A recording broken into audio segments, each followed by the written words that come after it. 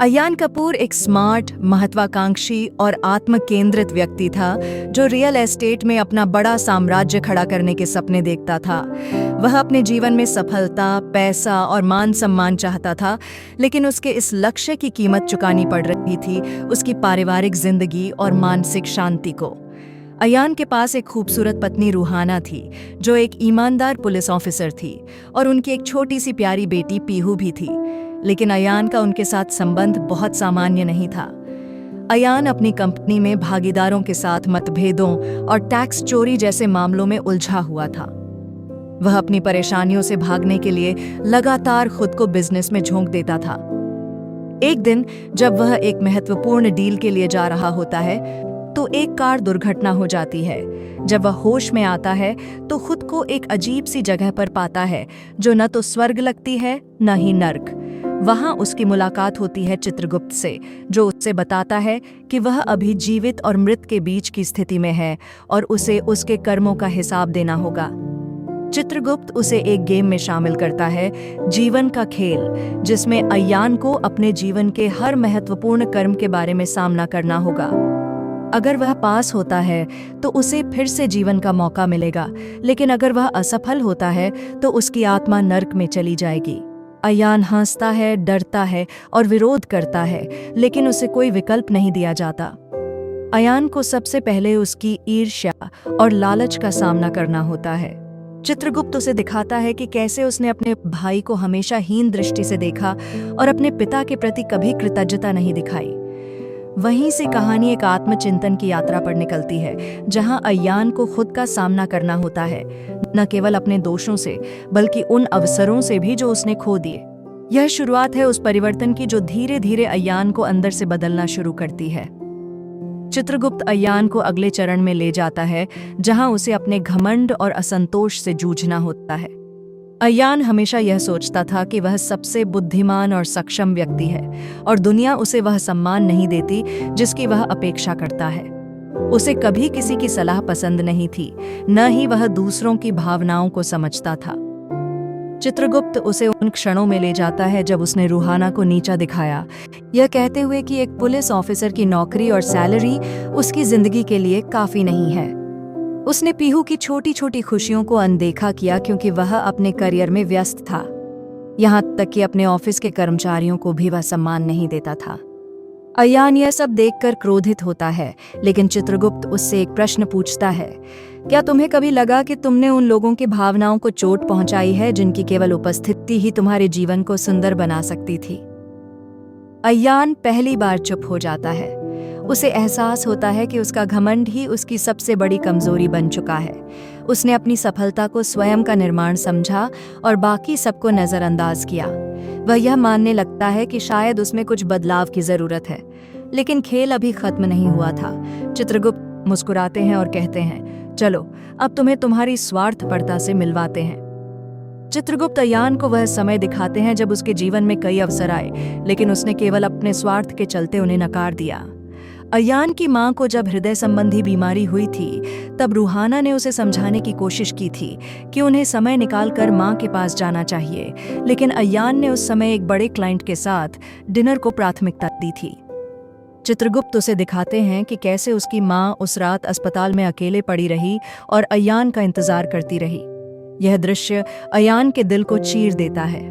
वह शर्मिंदा महसूस करता है, लेकिन चित्रगुप्त कहते हैं, यही है स्वार्थ, जब तुम्हारे लिए अपना एजेंडा सबसे ऊपर होता है और बाकी दुनिया गौण। इसके बाद चित्रगुप्त उसे दिखाते हैं कि कैसे उसने अपने एक पुराने मित्र, जो मुसीबत में था, को केवल इसलिए मदद नहीं की क्योंकि वह सोचता था कि दोस्ती में समय बर्बाद नहीं करना चाहिए।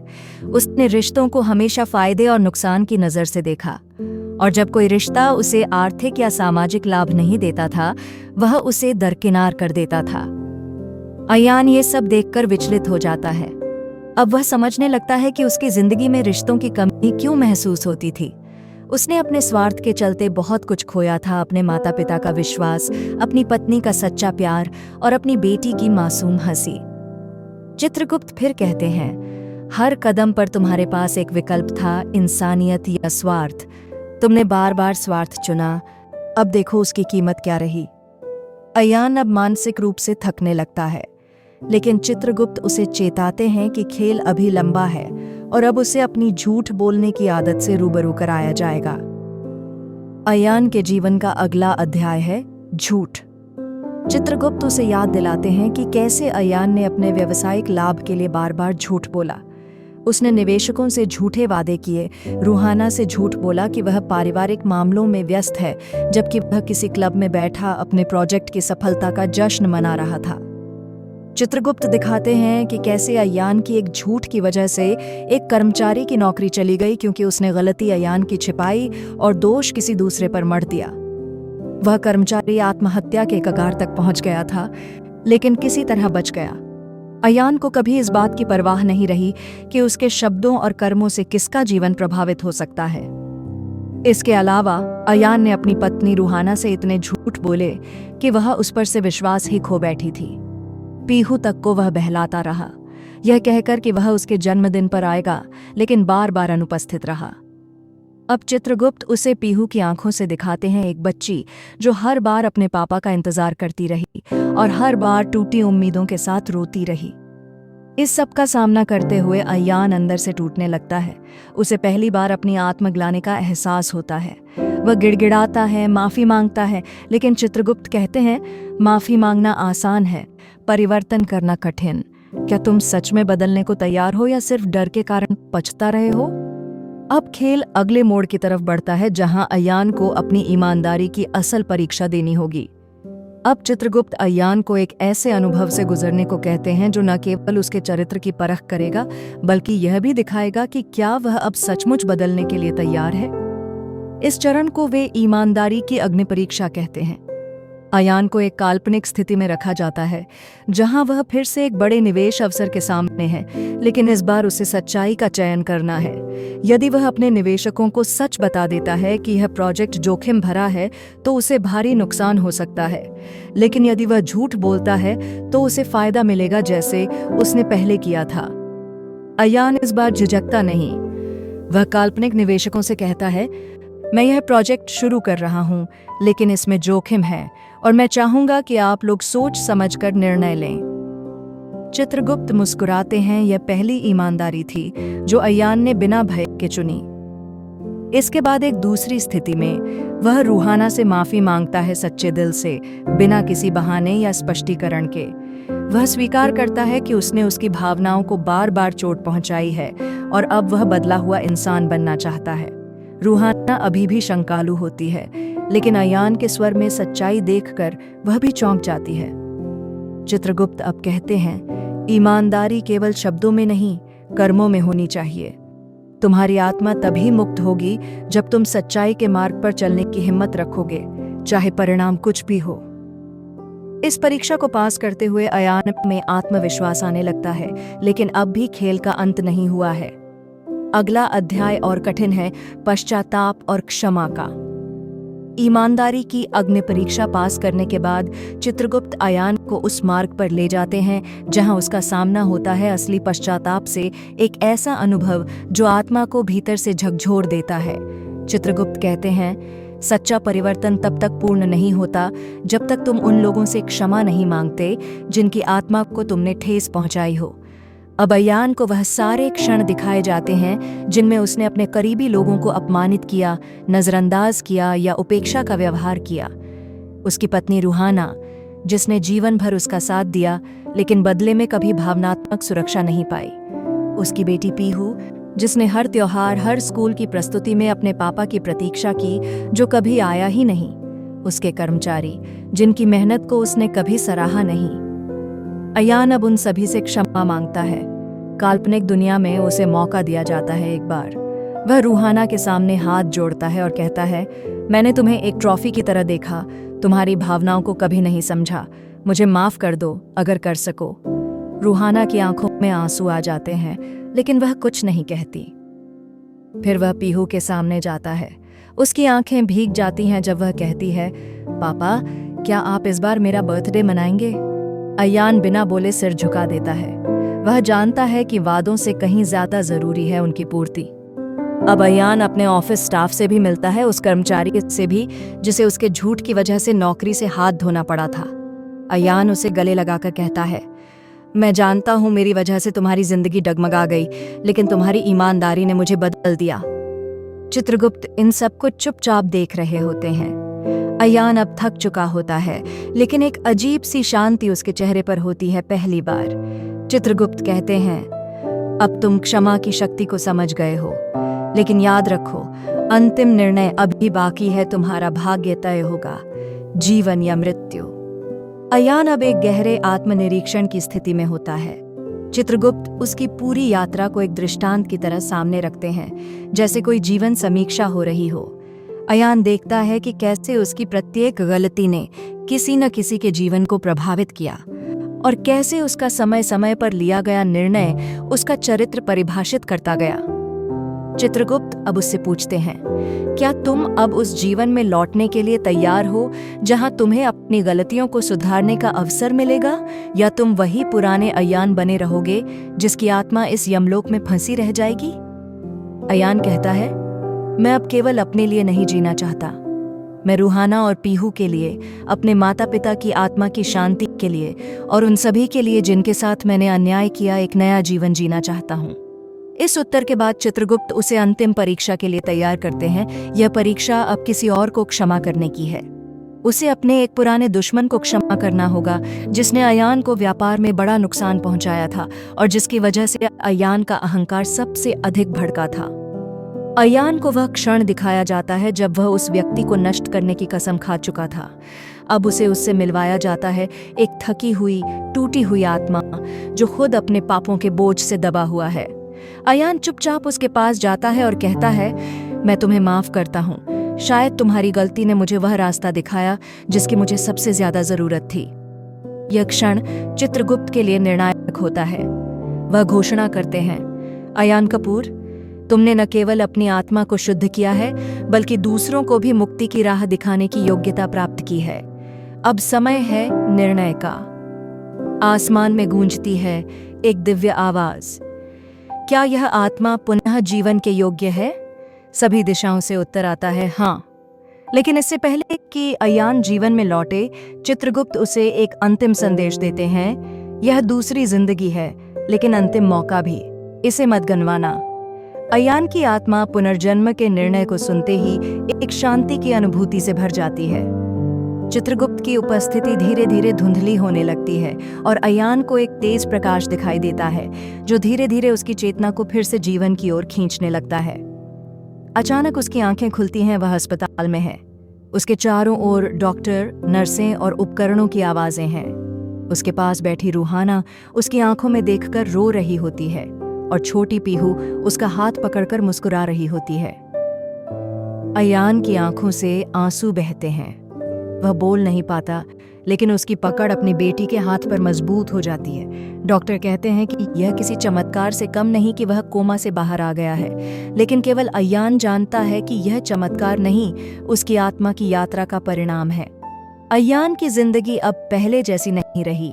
वह अस्पताल से निकलते ही सबसे पहले अपने माता पिता की तस्वीर के सामने बैठता है और मौन में प्रार्थना करता है। फिर वह रूहाना से वादा करता है कि वह अब एक अच्छा पति, एक जिम्मेदार पिता और एक ईमानदार इंसान बनेगा। कार्यालय में लौटते ही वह सभी कर्मचारियों को बुलाता है और कहता है, आज से ये कार्यालय केवल मुनाफा कमाने की जगह नहीं है, यह एक परिवार की तरह होगा जहां हर आवाज सुनी जाएगी। उसके पुराने कर्मचारी पहले चकित होते हैं, लेकिन धीरे धीरे उन्हें उसके बदलाव पर विश्वास होने लगता है। वह अपनी सभी लंबित देनदारियों को चुकाता है, जिनमें छोटे सप्लायरों से लेकर उन लोगों तक की रकम शामिल होती है जो वर्षों से इंतजार कर रहे थे। वह एक ट्रस्ट भी शुरू करता है अपनी मां की स्मृति में, जहां हर जरूरतमंद को निःशुल्क स्वास्थ्य और शिक्षा दी जाती है। रूहाना भी अब अयान को नए नजरिए से देखने लगती है। उसकी आंखों में एक बार फिर विश्वास चमकने लगता है। पीहू का चेहरा भी खिल उठता है जब अयान स्कूल की हर मीटिंग, हर इवेंट और हर परीक्षा में उसके साथ होता है। यह बदलाव सिर्फ बाहरी नहीं होता, अयान भीतर से भी शांत, संयमी और करुणामय हो जाता है। लेकिन वह कभी भी यह नहीं भूलता कि यह दूसरा मौका उसे यूं ही नहीं मिला। यह उसके आत्मचिंतन, पश्चाताप और सच्चे परिवर्तन की कीमत पर मिला है। अयान का नया जीवन अब केवल उसकी अपनी भलाई तक सीमित नहीं रहा। वह हर उस व्यक्ति की मदद करने लगा जो कभी उसकी तरह आत्मकेंद्रित जीवन के कारण खो चुका था। उसके भीतर एक मिशन पैदा हुआ, दूसरों को उनकी गलतियों से पहले ही पहचानने और बदलने का मार्ग दिखाना। उसने एक नई संस्था शुरू की, जीवन संवाद, जिसमें युवा उद्यमियों, कर्मचारियों और यहाँ तक कि छात्रों को आत्मनिरीक्षण, नैतिकता और जीवन के उद्देश्य पर कार्यशालाएं दी जाती थीं। इस प्रयास में रूहाना ने भी उसका साथ देना शुरू किया, जिससे अयान को और भी अधिक आत्मबल मिला। वह समय निकालकर सरकारी स्कूलों में जाता, बच्चों से कहानियां साझा करता, जीवन के मूल्य सिखाता। पीहू को भी वह प्रेरित करता कि वह सच्चाई, प्रेम और सेवा को ही अपना आधार बनाए। अब वह अपने पुराने दुश्मनों से भी संपर्क करता है, न बदले की भावना से, बल्कि एक खुले मन से। कुछ लोग संशय में रहते हैं, लेकिन धीरे धीरे वे भी अयान के नए स्वरूप को स्वीकार करते हैं। वह उन्हें बताता है कि जीवन केवल सफलता या असफलता का नाम नहीं है, बल्कि यह सीखने, बदलने और आगे बढ़ने की प्रक्रिया है। मीडिया भी अयान के इस बदलाव को पहचानने लगती है। एक बार एक रिपोर्टर उससे पूछता है, सर, आपने इतना कुछ क्यों बदला? अयान बस मुस्कुराता है और कहता है, क्योंकि मुझे एक और मौका मिला और हर किसी को नहीं मिलता। मैं चाहता हूं कि जो मिला है वो केवल मेरे तक सीमित न रहे। रूहाना अब उसे देखकर गर्व महसूस करती है। वह जानती है कि अयान अब केवल उसका जीवन साथी नहीं, बल्कि समाज के लिए एक प्रकाश स्तंभ बन चुका है। पीहू भी स्कूल में गर्व से कहती है, मेरे पापा अब सबसे अच्छे इंसान हैं। अयान जानता है कि हर दिन उसके लिए एक नई परीक्षा है, लेकिन अब वह हर परीक्षा को विनम्रता, धैर्य और सच्चाई से स्वीकार करता है। चित्रगुप्त द्वारा दिया गया जीवन का दूसरा मौका अब एक प्रेरणा बन चुका है, न केवल उसके लिए बल्कि हजारों लोगों के लिए जिनके जीवन में अयान अब आशा का संदेश लेकर आता है। अयान की कहानी अब एक व्यक्ति की आत्म परिवर्तन यात्रा से आगे निकलकर एक आंदोलन बन चुकी थी। जीवन संवाद का प्रभाव शहरों से निकलकर गांवों तक पहुंचने लगा। जहां पहले लोग केवल धन और पद की बात करते थे, वहां अब लोग चरित्र, सेवा और सच्चे सुख की चर्चा करने लगे। अयान को कई मंचों पर बुलाया जाने लगा। वह युवाओं को संबोधित करता, जीवन के अनुभव साझा करता और सबसे बड़ी बात सुनता, क्योंकि वह जानता था कि हर व्यक्ति का संघर्ष अनोखा है और परिवर्तन केवल सुनने समझने से ही शुरू होता है। रूहाना ने भी महिला सुरक्षा और सशक्तिकरण पर अभियान शुरू कर दिया था और पति पत्नी दोनों एक दूसरे के पूरक बनकर समाज में सुधार की प्रेरणा दे रहे थे। एक दिन अयान को चित्रगुप्त की याद आती है। वह अकेले में बैठता है और आंखें बंद करके सोचता है, कहीं ना कहीं से कोई अब भी देख रहा होगा। क्या मैं अपने वादे पर खरा उतर पाया? उसी रात अयान को एक सपना आता है। एक शांत प्रकाश में चित्रगुप्त मुस्कुरा रहे हैं और कहते हैं, अब तुम केवल अयान नहीं हो, तुम जीवन के सार का प्रतिनिधित्व करते हो। यह मार्ग कठिन रहेगा, लेकिन तुम अब अकेले नहीं हो। हर वो आत्मा जो तुम्हारी प्रेरणा से बदलेगी, तुम्हारा संबल बनेगी। अयान की आंखें नम हो जाती हैं। वह जानता है कि यह केवल शुरुआत है। जीवन में उतार चढ़ाव आएंगे, लेकिन अब वह कभी भी अपने मूल्यों से विचलित नहीं होगा। उसने अपने जीवन को अब सेवा का व्रत मान लिया था और जैसे जैसे समय बीतता गया, वह सच्चे अर्थों में थैंक गॉड कहने योग्य बनता गया, क्योंकि भगवान ने उसे वह दिया जो बहुतों को नहीं मिलता, एक और मौका बदलने का, सुधारने का और दूसरों के जीवन को रोशन करने का।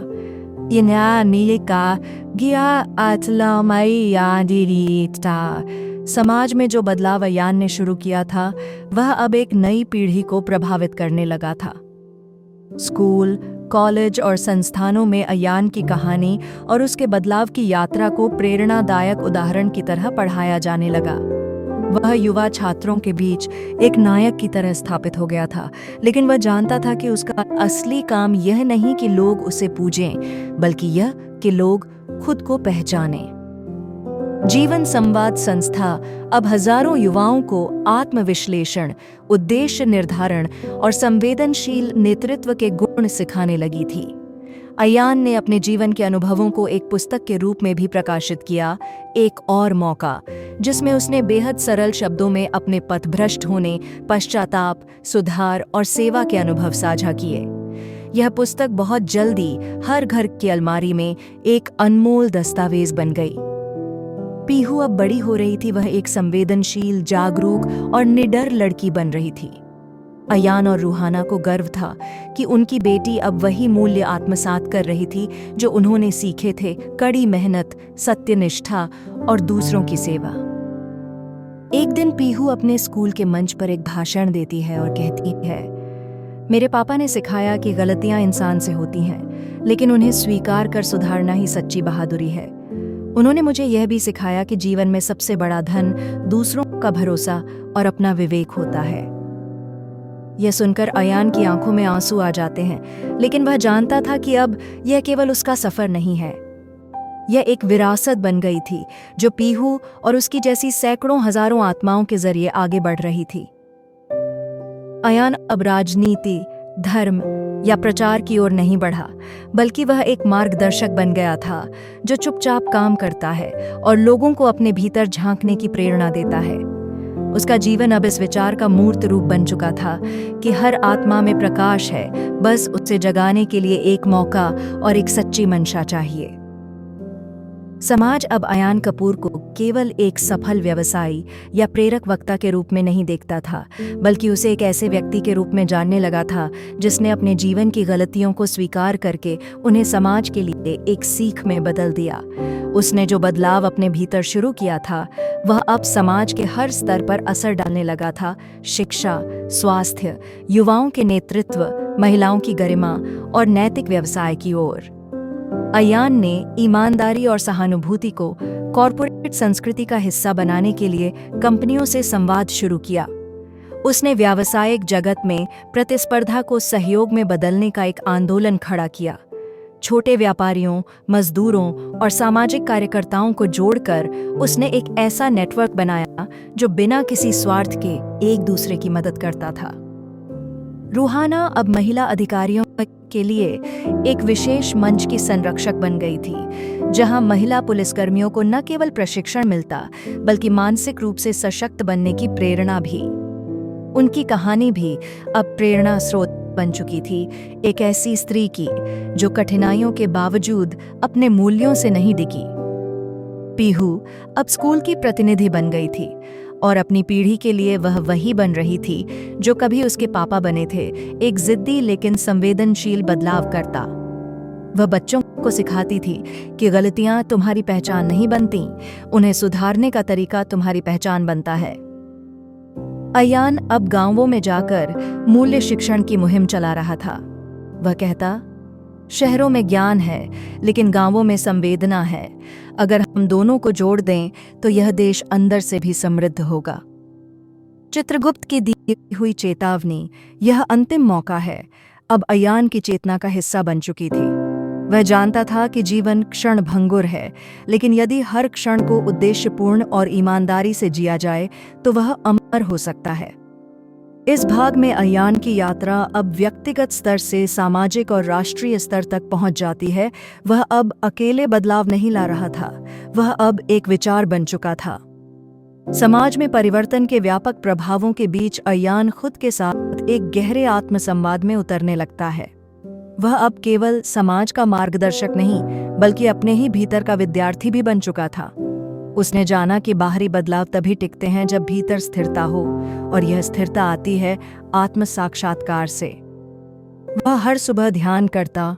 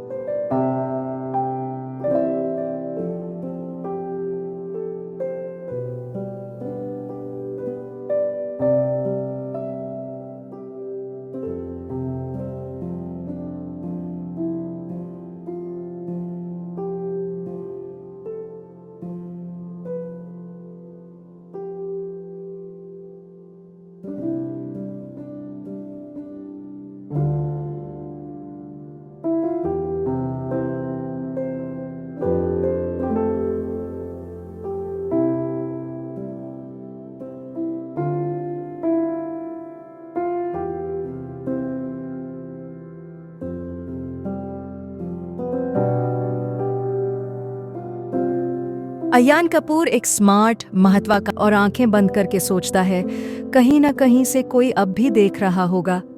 क्या मैं अपने वादे पर खरा उतर पाया?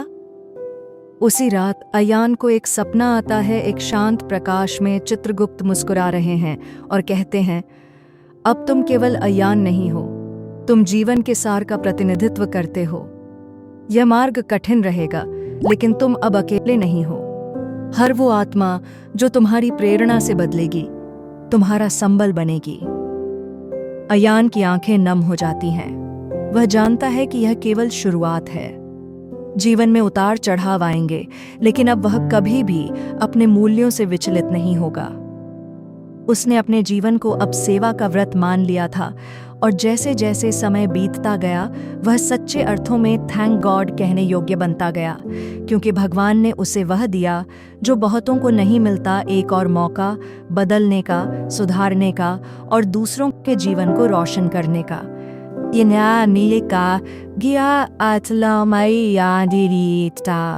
समाज में जो बदलाव अयान ने शुरू किया था, वह अब एक नई पीढ़ी को प्रभावित करने लगा था।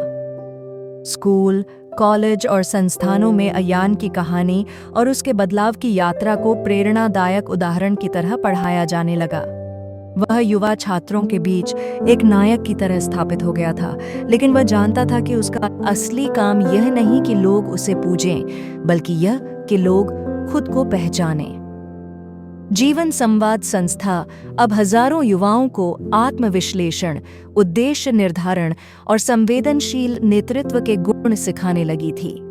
अयान ने अपने जीवन के अनुभवों को एक पुस्तक के रूप में भी प्रकाशित किया, एक और मौका, जिसमें उसने बेहद सरल शब्दों में अपने पथभ्रष्ट होने, पश्चाताप, सुधार और सेवा के अनुभव साझा किए। यह पुस्तक बहुत जल्दी हर घर की अलमारी में एक अनमोल दस्तावेज बन गई। पीहू अब बड़ी हो रही थी। वह एक संवेदनशील, जागरूक और निडर लड़की बन रही थी। अयान और रूहाना को गर्व था कि उनकी बेटी अब वही मूल्य आत्मसात कर रही थी जो उन्होंने सीखे थे: कड़ी मेहनत, सत्यनिष्ठा और दूसरों की सेवा। एक दिन पीहू अपने स्कूल के मंच पर एक भाषण देती है और कहती है, मेरे पापा ने सिखाया कि गलतियां इंसान से होती हैं, लेकिन उन्हें स्वीकार कर सुधारना ही सच्ची बहादुरी है। उन्होंने मुझे यह भी सिखाया कि जीवन में सबसे बड़ा धन दूसरों का भरोसा और अपना विवेक होता है।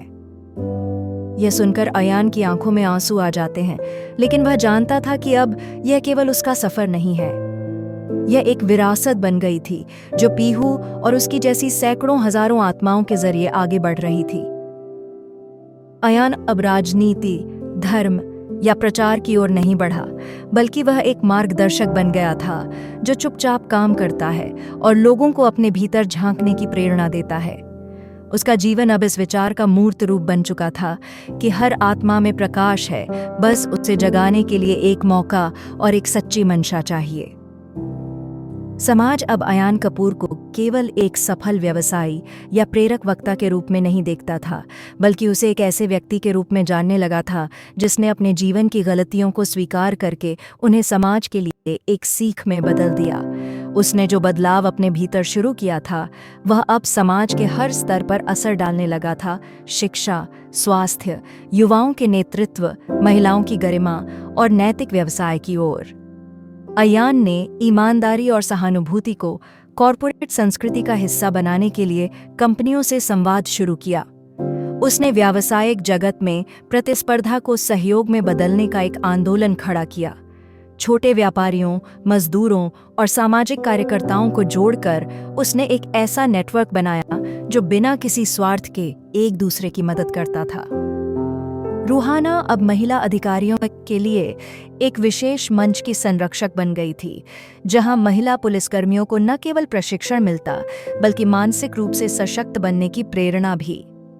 उनकी कहानी भी अब प्रेरणा स्रोत बन चुकी थी, एक ऐसी स्त्री की जो कठिनाइयों के बावजूद अपने मूल्यों से नहीं डिगी। पीहू अब स्कूल की प्रतिनिधि बन गई थी और अपनी पीढ़ी के लिए वह वही बन रही थी जो कभी उसके पापा बने थे, एक जिद्दी लेकिन संवेदनशील बदलाव करता।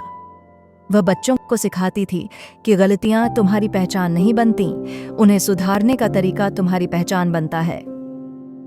अयान अब गांवों में जाकर मूल्य शिक्षण की मुहिम चला रहा था। वह कहता, शहरों में ज्ञान है लेकिन गांवों में संवेदना है। अगर हम दोनों को जोड़ दें तो यह देश अंदर से भी समृद्ध होगा। चित्रगुप्त की दी हुई चेतावनी, यह अंतिम मौका है, अब अयान की चेतना का हिस्सा बन चुकी थी। वह जानता था कि जीवन क्षण भंगुर है, लेकिन यदि हर क्षण को उद्देश्यपूर्ण और ईमानदारी से जिया जाए तो वह अमर हो सकता है। इस भाग में अयान की यात्रा अब व्यक्तिगत स्तर से सामाजिक और राष्ट्रीय स्तर तक पहुंच जाती है। वह अब अकेले बदलाव नहीं ला रहा था, वह अब एक विचार बन चुका था।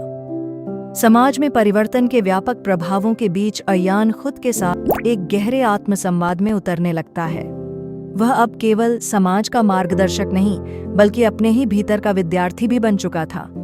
उसने जाना कि बाहरी बदलाव तभी टिकते हैं जब भीतर स्थिरता हो, और यह स्थिरता आती है आत्म साक्षात्कार से। वह हर सुबह ध्यान करता,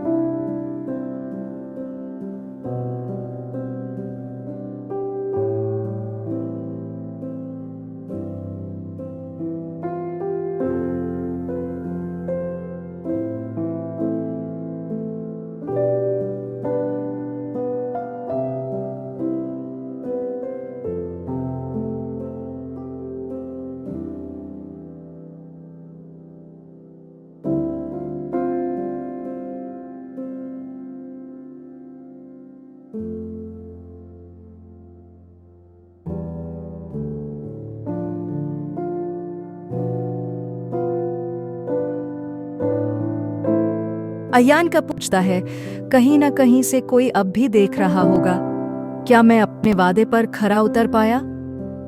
उसी रात अयान को एक सपना आता है। एक शांत प्रकाश में चित्रगुप्त मुस्कुरा रहे हैं और कहते हैं, अब तुम केवल अयान नहीं हो, तुम जीवन के सार का प्रतिनिधित्व करते हो। यह मार्ग कठिन रहेगा, लेकिन तुम अब अकेले नहीं हो। हर वो आत्मा जो तुम्हारी प्रेरणा से बदलेगी, तुम्हारा संबल बनेगी। अयान की आंखें नम हो जाती हैं। वह जानता है कि यह केवल शुरुआत है। जीवन में उतार चढ़ाव आएंगे, लेकिन अब वह कभी भी अपने मूल्यों से विचलित नहीं होगा। उसने अपने जीवन को अब सेवा का व्रत मान लिया था, और जैसे जैसे समय बीतता गया, वह सच्चे अर्थों में थैंक गॉड कहने योग्य बनता गया, क्योंकि भगवान ने उसे वह दिया जो बहुतों को नहीं मिलता, एक और मौका बदलने का, सुधारने का और दूसरों के जीवन को रोशन करने का।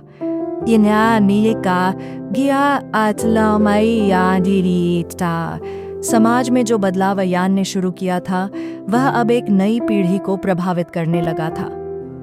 स्कूल, कॉलेज और संस्थानों में अयान की कहानी और उसके बदलाव की यात्रा को प्रेरणादायक उदाहरण की तरह पढ़ाया जाने लगा।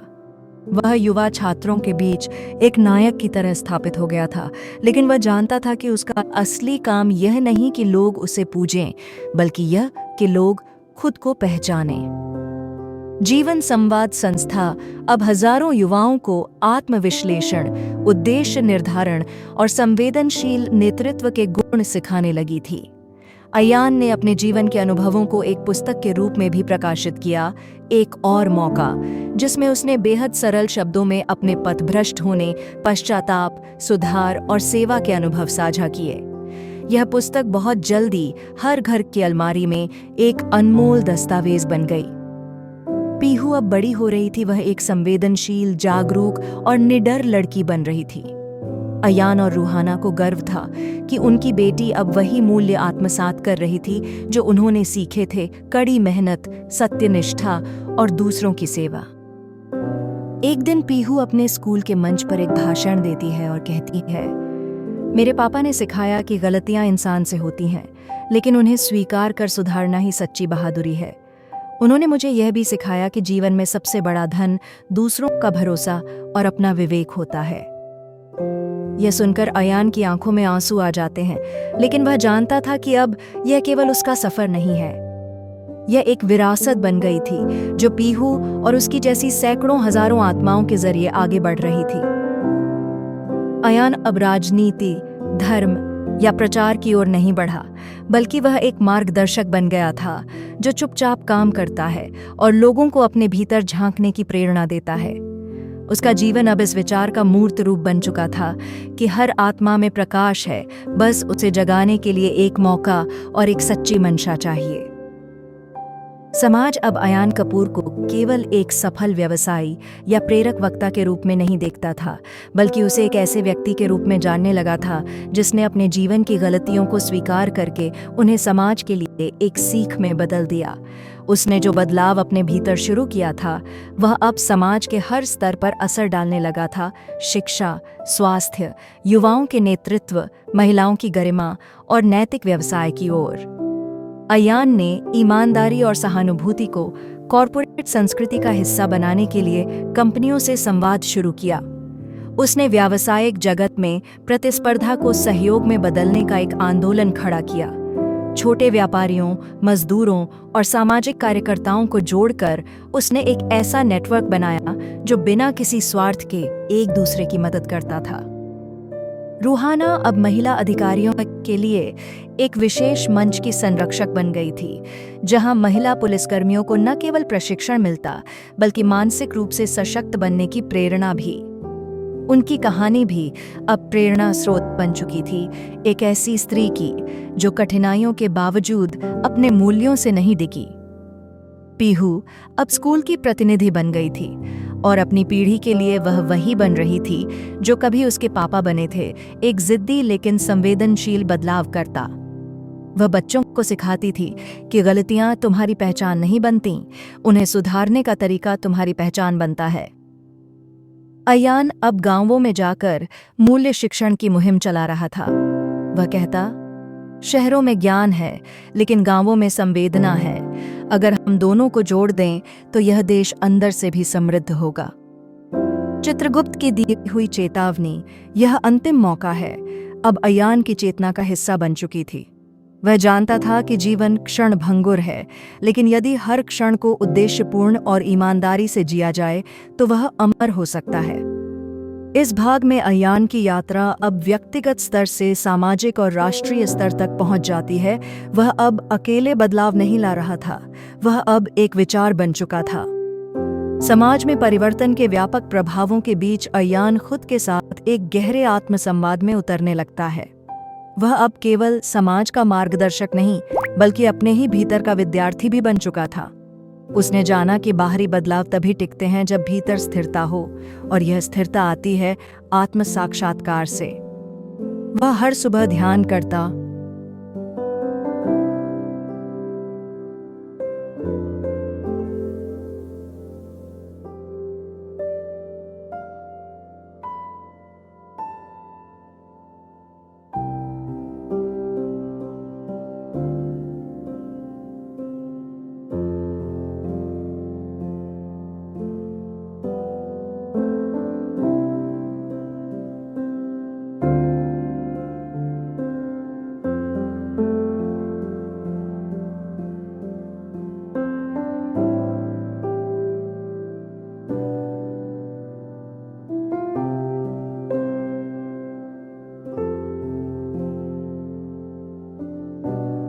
अयान का मौका बदलने का, सुधारने का और दूसरों के जीवन मौका, जिसमें उसने बेहद सरल शब्दों में अपने पथभ्रष्ट होने पश्चाताप। अयान अब राजनीति, धर्म या प्रचार की ओर नहीं बढ़ा। वह हर सुबह ध्यान करता,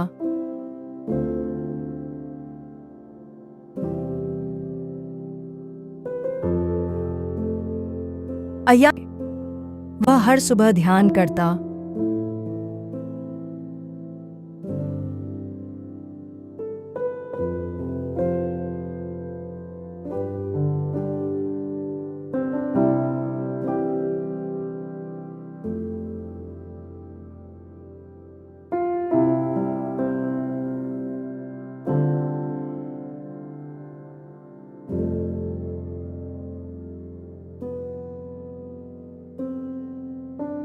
कर्ता,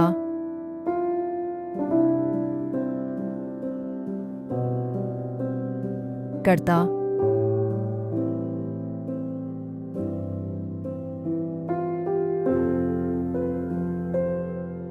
कर्ता,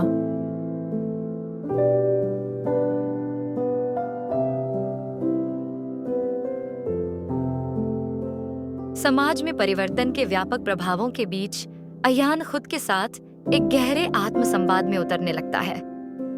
वह अब केवल समाज का मार्गदर्शक नहीं, बल्कि अपने ही भीतर का विद्यार्थी भी बन चुका था।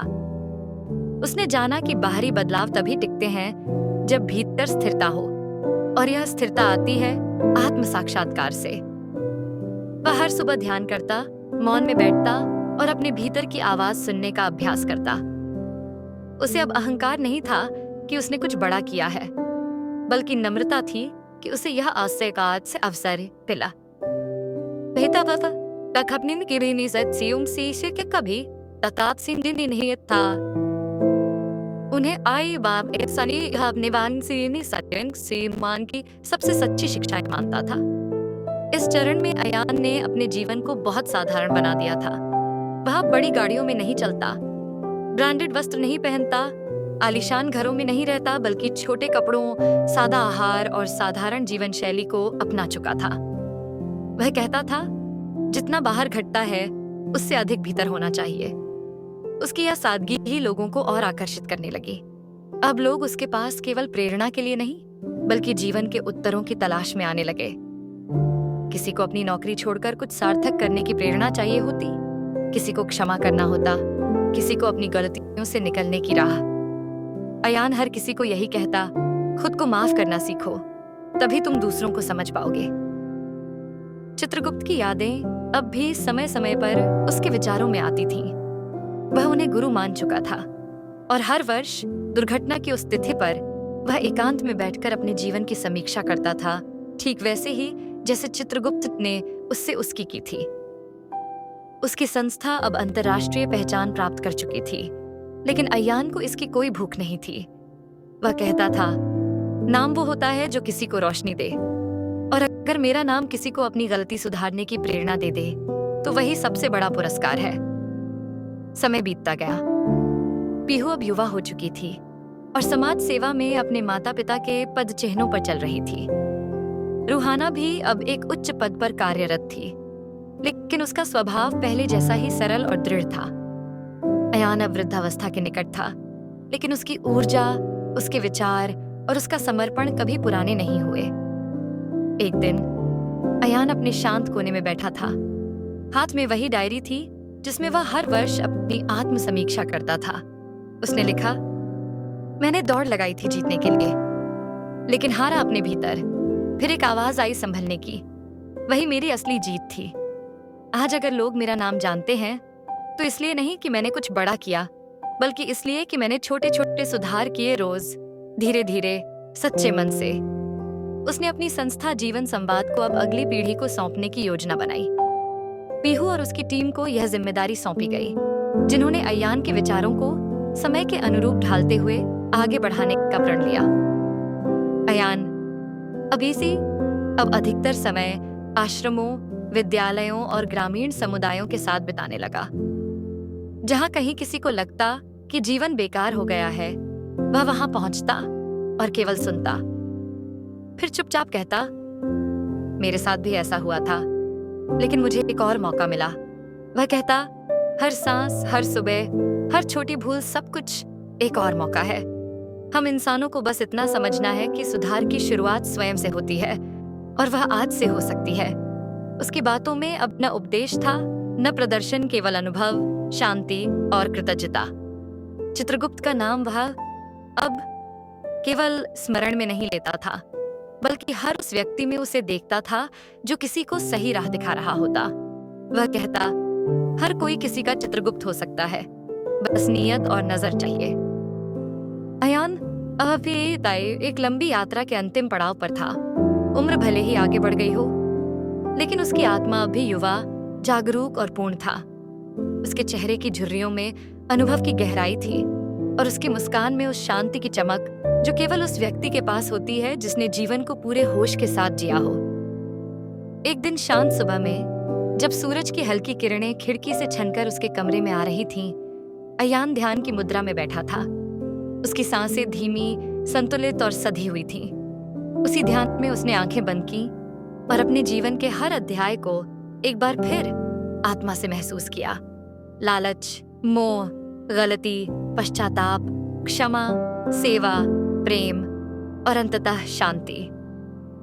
उस क्षण में उसे चित्रगुप्त की उपस्थिति फिर से अनुभव हुई, जैसे कोई पुराना मार्गदर्शक लौट आया हो।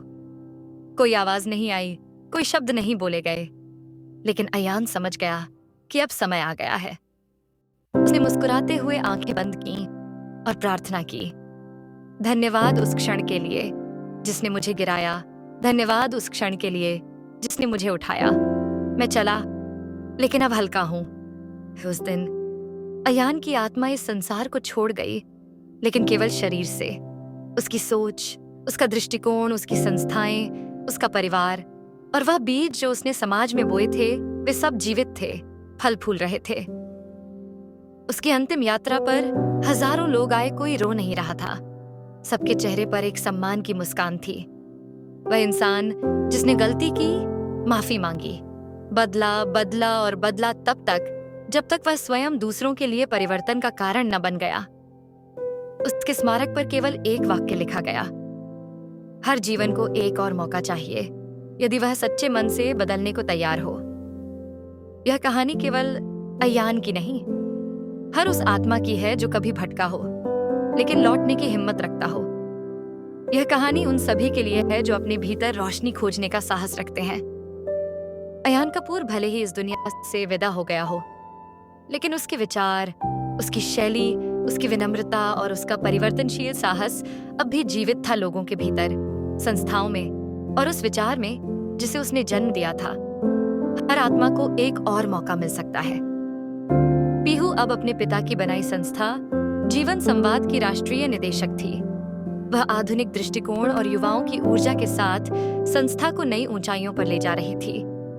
उसके नेतृत्व में संस्था अब डिजिटल प्लेटफॉर्म के जरिए लाखों युवाओं को जीवन मूल्य, आत्मचिंतन और नेतृत्व की शिक्षा दे रही थी।